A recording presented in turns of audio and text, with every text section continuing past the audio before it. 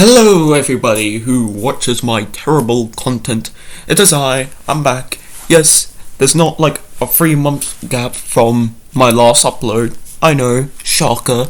Anyway, remember last time about, I kinda got my ass destroyed.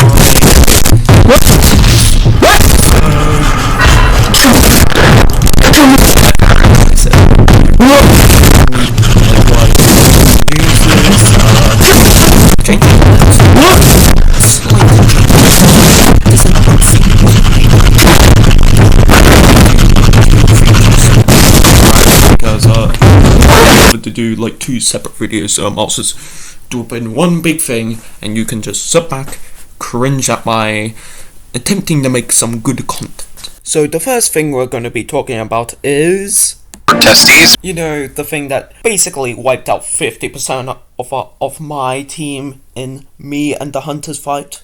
Enough about me wanting testes. Get enough. We should look at testes stats. So here are testes stats. These stats are basically when you first unlock him. So like no boost, no leveling him up, just when you just unlock him. Testes stats aren't that big, but it's not the stats that you gotta be aware of when you're facing testes. It's when you flippin' hit the damn thing, because it recovers small amounts of health, and it just slowly builds up, That's why testes so good. This is testes stats at level 30. As you can see, the stats took a big jump from when you first unlock it to when you get max leveled. And when you unlock testes, it's level 21. So now let's look at when you put boosts on it. Now, look at the boosts, and now look at when you first unlock them. You see, kind of nearly double its health from having max leveled 10 boost on everything. Then you look at when you first unlock him. You nearly double its health.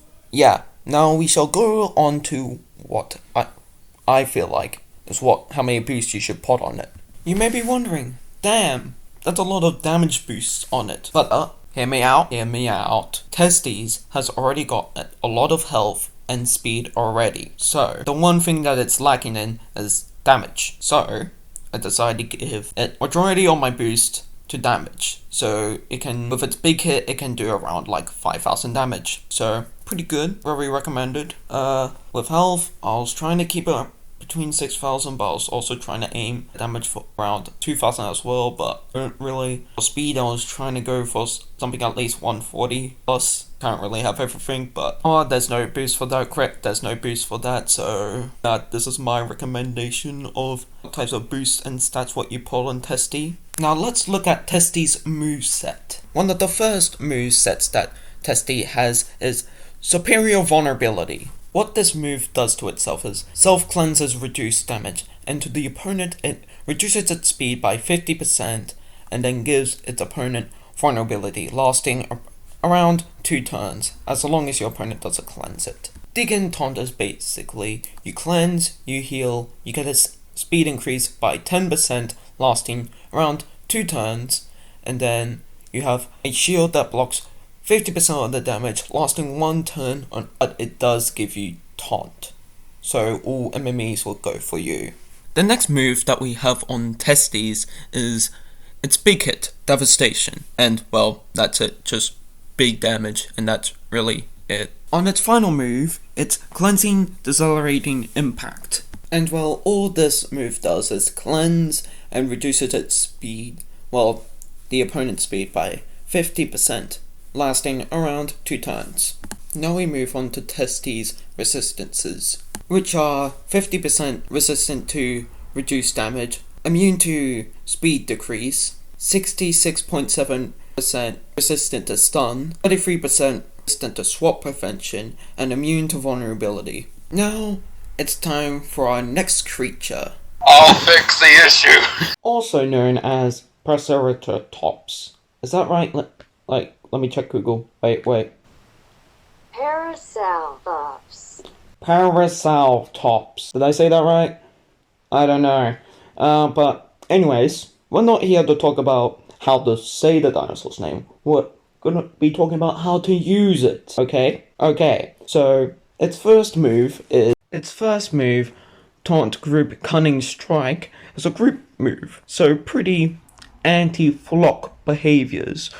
It does is remove basically positive benefits, and also it cleanses from itself bleed or damage over time, which is pretty good. And also the fact that it's a group hit is its next move on the move list is Alert Instant Heal. It's a priority move that basically cleanses all negative effects, and it heals 1.5 of its normal damage. So yeah, I'm not gonna do the math because I'm too lazy. Its next move, which is also a healing move, mind you, Gathering Group Heal. It's a group healing move that heals your team. So you can use this creature in raids for your healer if you wanted to, but honestly, I'm not in the big raid business, so I honestly don't know what you should do with this thing in the raid. But basically, all it does is your entire team gets cleansed from all negative effects. So anything it names, you name, it can cleanse it. Now we move on to its final move. It's Big Hit, Resilient Rampage Revenge. It's a resilient move, as you can tell from the name, so it can cleanse reduce damage, but it's a revenge hit. So basically, a revenge hit is basically when one of your creature dies, you can put this thing in, and basically you can immediately smack your opponent with it. So, and it does lots of damage. So yeah. Now we shall move on to its resistances, which are 75% resistant to bleed, 50% resistant to reduced damage, 33% resistant to stun, and immune to taunt.